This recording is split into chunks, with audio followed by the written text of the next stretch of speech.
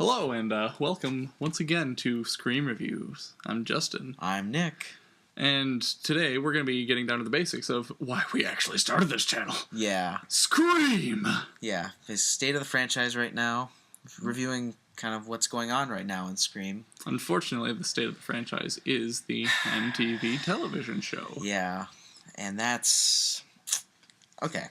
Alright, let's talk about our feelings of the show. Because Oh boy, here we go. I feel like we're mixed to negative on it. I don't think we're completely negative, but I think we're... Well, yeah, I think we're optimistic and we want to be optimistic. Yeah. But it's MTV. Yeah, so basically, a little background. We when the show was announced, we were excited because I think there was a rumor that Wes Craven was going to direct the pilot or something. Something like that. Yeah, and then he didn't. And then that was unfortunate. Yeah. I mean, it was before he died, though. Mm-hmm. So, like, he totally could have. But... No, and then the clip they released early of the opening sequence, the first death, was fairly promising. I thought it was sort of updated for modern with, like, the whole texting Ghostface thing. But once Ghostface actually showed his face, I think a lot of people, including me, got very, very unhappy. Yeah. Yeah, you were pretty upset about. I think you refused to call him Ghostface, right? Yeah, I made up the nickname Dollface. Yeah, I mean, which is more of an accurate representation of the killer. Because in the series, it's not really Ghostface. It's kind of its own thing with its own mythology. It's like Surgical Mask Man. It's the Brendan. It's the Lakewood Killer. It's the Brendan James mask or whatever you want to call it. But it's its own thing with its own mythology. It's no longer really Ghostface, just something with a few archetypes of Ghostface that would be considered to be copyright infringement if they had not already had the name Scream. Right. Well, and I also think, I mean, just going on one of the initial, not really problems, but kind of gripes I think we have with the show is that it's kind of too Friday the 13th. It's a mix of different things. I counted at least 4 different horror movies, and in this season, the count is, and in this new season, the count is going up as we speak. Right, because most of the episodes are horror movies. Yeah, there's the opening was very Friday the 13th, like the lake and the mysterious killer from the past who always wore a mask, who was deformed, who died in the lake, who's coming back to kill. Who's bullied and wants to punish people who bullied him. Yeah. Also, there were pseudo sequences from Nightmare on Elm Street where they're talking about, I got this creepy call last night. Oh yeah, that's right. I had a nightmare last night. What did you dream about, Nancy? Right. And various other things. In this new season, the first episode, it's I Know What You Did Last Summer. And all that. Yeah, exactly. Fun stuff. Okay, so like season 1, it was last year, and you and I we decided to dedicate ourselves to watching every single episode. So I think it was on like Wednesdays or Thursdays or something. Something. Yeah, it wasn't on Mondays. I know, but like it is now. But we went over to each other's houses. But it got to a point where it stopped being about Scream, but just like watching other horror movies. It just got to be that, like, we were just, that was an excuse. We used it as an excuse to... Yeah. Because I think the first episode of the first season really was kind of telling. I mean, it wasn't shot terribly well. And also, I remember the first monologue, or when Noah was kind of trying to do the whole being meta, being the new... And honestly, the first episode was the only one where they kind of even attempted. But then even in that sense, they showed some pretty major problems with the show, because like he was like, "Oh, this is a gothic show." That was one of your huge gripes. Was like, look at all these gothic things we have on television, like Walking Dead and Hannibal. Well, okay, so Hannibal is the closest one, and I feel you could actually you could technically claim that it's gothic, even though it doesn't have gothic architecture. Right. It does have several of the other elements, like tragedy, supernatural element, mostly taking place in one building. But like a lot of these other shows, just because it's something creepy or because it's a horror thing, it doesn't make it gothic. Yeah. Gothic is a subgenre of horror, mostly based around gothic architecture. We're getting off topic with this gothic thing. I know you're very upset about that, though. I remember when we were watching that, and you were just like, "Nope." That's when I gave up. No, yeah, but I mean, there was that one scene in the show where he's kind of talking about the problem with having a slasher television show. Yeah, and I feel like they tried to use their disadvantage as an advantage, but they just kind of stated their disadvantage. Yeah, and made it apparent. It really does. They're trying to stretch out this plot that probably has enough fuel for 1 or 2 movies. Yeah, and not an entire TV show. It could have been a mini-series. I mean, I almost would have preferred the show to be an anthology series, like what American Horror Story or like what we're hearing, slasher. Yeah, slasher. See, I think maybe we should start watching slasher because that actually sounds good. Of course, we have to watch Scream. Yeah. But. So anyway, Scream season 1 was not subpar. It's very subpar. I thought it was very, what's the word? Just not amateurish, but just kind of superficial in its analysis of horror, and the characters were not properly fleshed out, or were just downright creepy and annoying. Yeah, especially the main protagonist. And I mean, Randy was always our favorite character. It's on my phone. Randy was always our favorite character in Scream, but I always liked Randy's, Neve Campbell as Sydney. No, of course. Like, she was. I'm sorry. No, go ahead. No, I mean, like, no, I mean, she was always solid. She was always. Well, first of all, she was a good actress. Yes. And second of all, she was sympathetic, and even when it became apparent in the movie when she's like, "Oh, I basically lied to get Cotton in jail or whatever." Yeah. Like, even when that happened, she was still sympathetic. And she was never annoying. Yeah. She was never gripey. She didn't ever make her circumstance an excuse to whine. Yeah, exactly. And even when she was complaining or when she was kind of traumatized and blaming herself for the deaths of others, which Emma does so much in the show.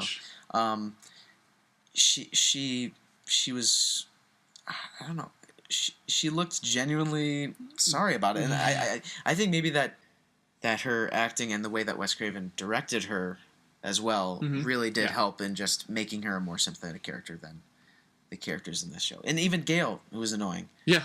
She's more likable than any of these characters. I digress. So anyway, we should probably talk about episode 1 of season 2 of Scream. Yes, Revenge of the Sith. No, wait, shit, that was episode 3. Fuck me. Let's not talk about Star Wars prequels. They don't exist. Only General Grievous. Only General Grievous. General Grievous exists in my heart. And Ridiculous Sidious.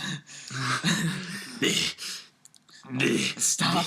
Do it. Stop doing that. No. I hate your Sidious impression because it's too real. All right. Okay, yes, let's get into it. All right, episode 1 of season 2. We weren't terribly looking forward to it. We were just. It was just something that we were going to get through. Yeah, and I would have been fine if they just stopped at season 1. Yeah, or started with a new cast. That would have been better, or more ideal. Okay, so episode 1. By the way, we're not going to do terribly in-depth reviews of these episodes because it's just too much bullshit. We're a little behind. We're a little behind, and also there's just too much bullshit that goes on in these episodes. Yeah. Also, we're going to try and keep these episodes capped at a specific time. This one's probably going to run over because we were doing the introduction to the show as well, but yeah. Anyway. So the show opens up, and I'm already concerned. Yeah. There was the like blonde girl, girls, with the cat or something, and she goes up in the attic, and then Ghostface, I guess I'll call it Ghostface because it's easier, but I'll refer to him by my own discretion. Yeah. Or was it Ghostface? I can't even remember. But a shadowy figure throws her out a window, which is pretty similar to Michelle Gellar. Is that her name? The chick who was in Buffy. It's her death from Scream 2. Remember in the sorority house and Sarah Michelle Gellar. That's it. Yeah, for sure. And so then I was like, oh, that's a reference.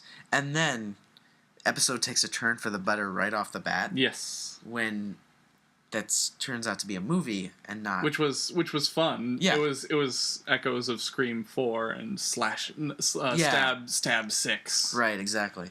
But yeah, so then this opening scare turns into a movie that Audrey is showing at the local movie theater where she works now. It's kind of fun. We had a bit of a moment, like whenever we see her working at the movie theater now, we kind of have fun discussions, like because we worked at a movie theater, right? Or I still work at a movie theater. I worked, but traitor. But it's really funny because apparently our theater is far more strict than hers. So. Oh my god! Yeah. Okay. First of all, because I haven't been to too many of these small town movie theaters. I mean, I went to the one at Charlevoix with me, yeah. And there was only one guy working there. So I guess it's sort of plausible, but like there's no manager there. She's probably a minor and she has to close up this place by herself.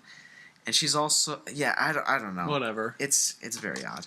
We should probably also say that Audrey's probably our second favorite character of the show behind Noah, cuz she's I think so. Sympathetic. Although she's probably one of the more fleshed out as well. She fleshed out, and also Bex Taylor Klaus, I saw her before in The Killing, and she was good in that. But I think her acting is it's inconsistent, but when it's good, it's good. Yeah. So anyway, the theater scene then starts to get a little bit scary.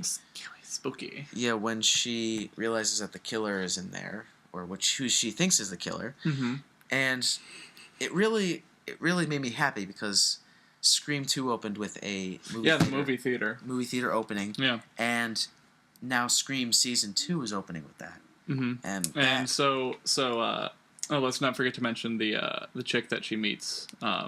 She meets some chick that goes to the same school. She wants an autograph or something. Yeah.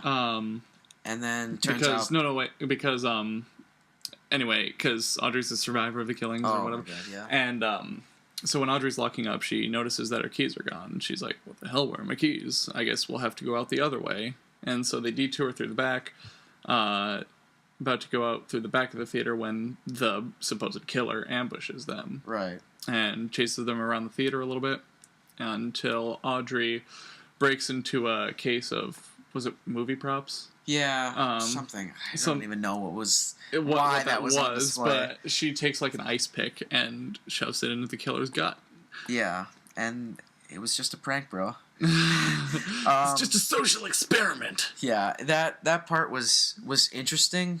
I mean, it's definitely plausible with how out of hand YouTube pranks get these days. But I thought it was fine. I didn't feel cheated at all. I felt actually very happy with that decision.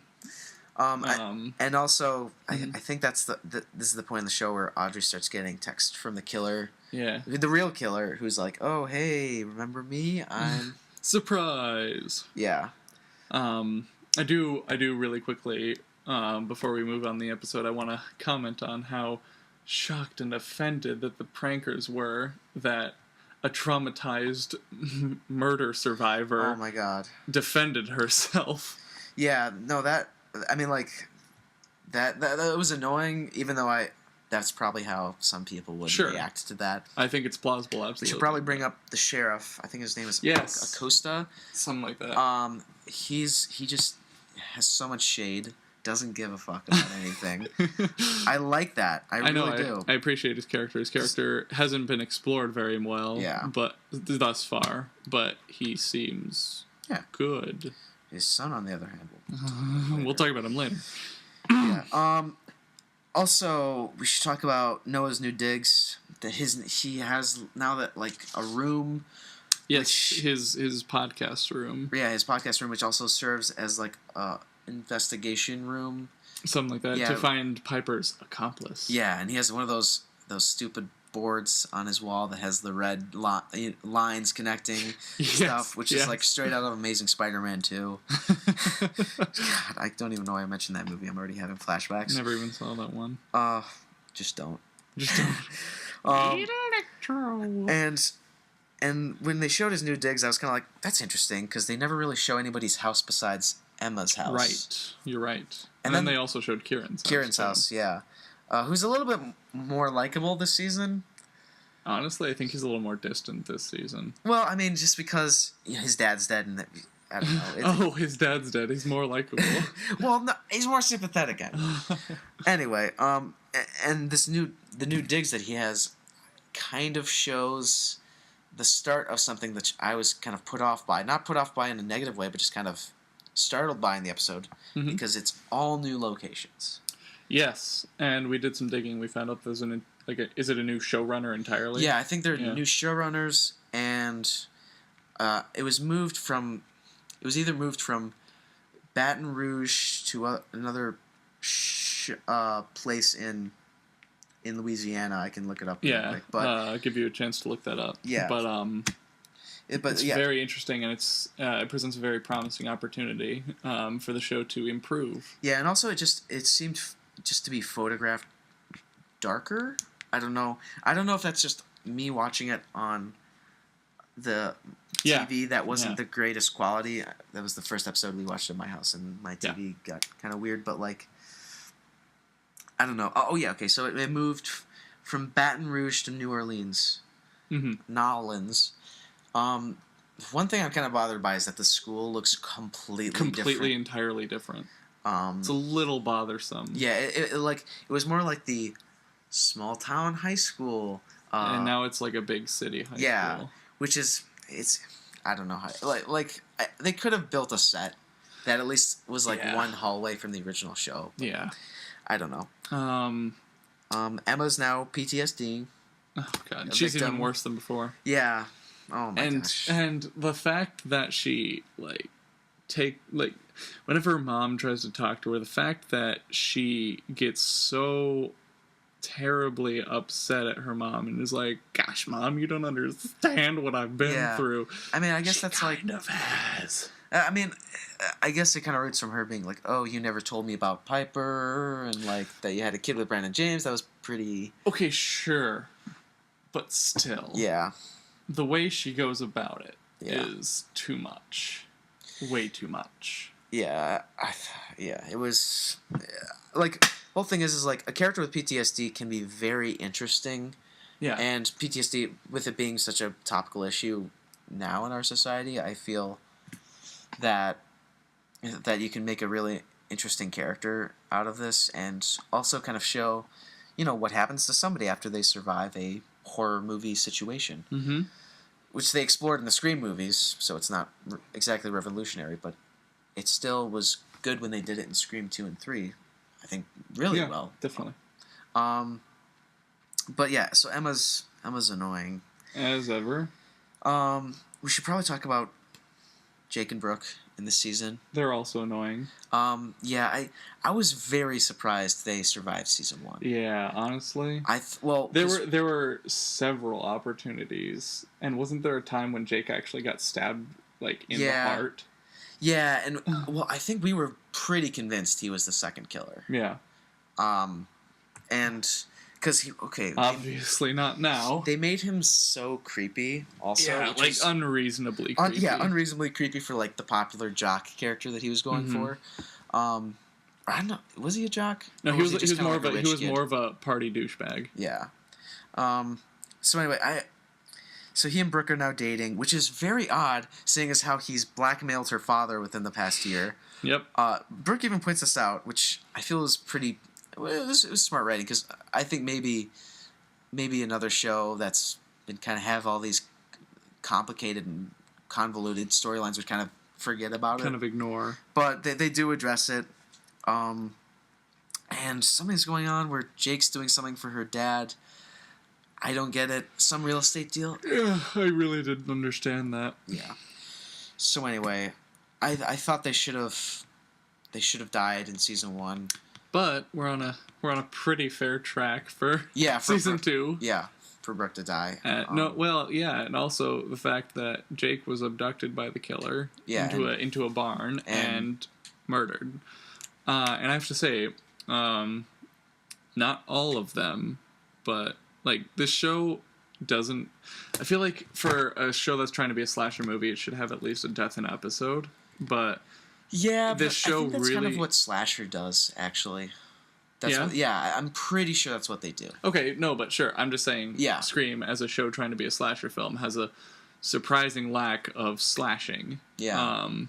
But I will say, when there is blood, it's nicely done. Yeah, I mean, like, because the Scream movies... No. I was just about to say that the Scream movies were kind of... To be fair, they were pretty much... like what Scream the TV series is to today's generation. Like, Scream the movie was kind of a teen movie, like a 90s teen movie. Yeah. It really kind of aimed... What you're doing with a cellular phone, kid. Oh my god. That scene. It was aimed at 90s teenagers, though. But the difference is that they weren't pandering. Yes. Like, I feel like this show's pandering just a little bit. But then there are these bursts. MTV. There are these bursts of intelligent writing especially with Noah's character, that I'm just like, where has this been the whole time? But anyway, what I was saying about the deaths, when there's blood, it's good. Like the severed head in the pilot. Yeah. The guy getting stabbed through the eye with a stick in the flashback. Riley's death was pretty good. Riley's death was good. What's his face? The jock character. I forget his name. Creepy guy. Creepy guy. Emma's ex-boyfriend. Yeah. His death was phenomenal. Yeah, no. I've always wanted to see. We were almost about to quit, and then that happened, and I think that got us back on. I've always wanted to see, like, that kind of construction equipment be used in that manner in a movie. Also, God, what else? Well, I was gonna piggyback off of that, just in terms of the original Scream movies. I think they got less violent as they went on. Yeah. Except there was kind of a spike in 4, but like in Screams 1 and 4, the violence was pretty disturbing for like the homemade killer situation, because it was fairly realistic. Yeah. Honestly. Even though Scream is kind of silly in some parts. I mean, especially Casey's death in the first one. Her hanging from the tree at the end, eviscerated and bloody. That was pretty intense. And also when Stu and Crazy... I always want to call him Johnny Depp, but he's not Johnny Depp. He's not Johnny Depp. When they're stabbing each other, and that scene was phenomenal. Yeah. But yeah, so I feel like the show does need a little bit more blood. We did open up in season 2 with a very nice kill, though. Jake, who we wanted to die last season, got it with a scythe, which was pretty cool. And also the new showrunners subverted expectations with the opening scene, which is kind of what Scream is about, is subverting horror movie expectations. So. Yes. Okay, so we should probably talk about the new characters of the show, because I think we just need more fodder for the killer. Yeah. Because I think they are gonna... I don't know what. I think they are going to draw out the main characters, like deaths or lack thereof. Yeah, honestly. I don't think they're going to kill off Emma. I wish, yeah. But I think they are introducing these people pretty much as cannon fodder or just new suspects. Which, I mean, that's what the original movie did, but at the same time, I wish we'd kill off more of the main characters. And then have these new characters replace them. Yeah. So this gives the show longevity, and it shows that you aren't stuck with a cast. And speaking of new cast, we should talk about the new characters, probably. Yes. So let's start off with Zoe. Okay. Clearly, I don't even know what they're trying to do with her. They just kind of threw her in for Noah, thus far. She's pretty much just a love interest for Noah. From what we can tell thus far. Yeah, and I don't know. I don't know what they're going to do with her. She just seems like, she's the smart girl who Noah likes. I don't know. Yeah, well, and see, one thing about her is, ain't no werewolves getting into that hair. Oh my, yeah, the silver in the hair. You were just like, I don't like the hair. I just don't like the hair. I mean, her hair's fine. I don't Yeah. like the silver in it. It's tacky. Yeah, I don't know. Let's see what else we have. Ms. Lang, the psych teacher, who's like, okay, I've had teachers in high school who I'm like actually legitimately friends with, just outside of school, just from them being my coach or whatever. But like this teacher is taking an awful lot of interest in like kind of forcing, like giving her phone number to a kid. Yeah. Like it's kind of it's more of like a personal academic interest as opposed to a friendly interest. Yeah. Like because of Emma's experience, right. and she's a psych teacher. Yeah. So that's kind of weird. Just also the actress kind of delivers the lines in a kind of creepy manner, which is weird. And then we have finally Gustavo, who is the sheriff's son. Gustavo. The only Gustavo I like is Gustavo from Breaking Bad. Gustavo. He's so creepy. Like he's the new Jake. He's just creepy for creepy. Okay. I swear to God. I swear to Gustavo. Gustavo.